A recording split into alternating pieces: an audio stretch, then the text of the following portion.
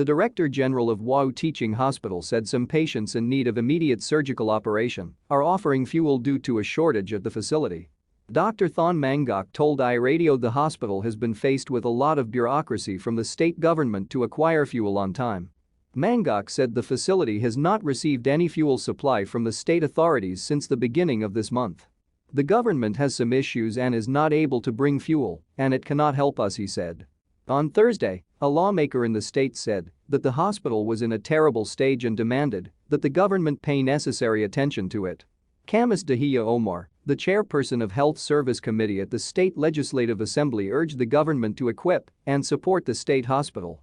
Meanwhile, Dr. Mangok said Cordaid, an internationally operating emergency relief and development organization, mostly working in conflict-affected countries, has pledged to supply the facility with fuel for the next 2 months. WAU Teaching has the issue of power because there is no fuel. Those of Cordaid promised to bring fuel today or tomorrow, and this is according to the approval of the office because of some bureaucracy, he said. But the health officials said there is no fuel as of now, and that those contributing fuel are mainly patients who need urgent surgical service.